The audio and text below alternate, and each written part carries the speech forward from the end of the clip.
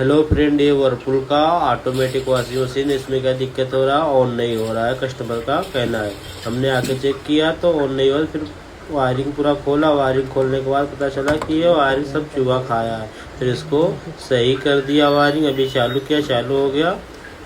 अभी इसको चेक।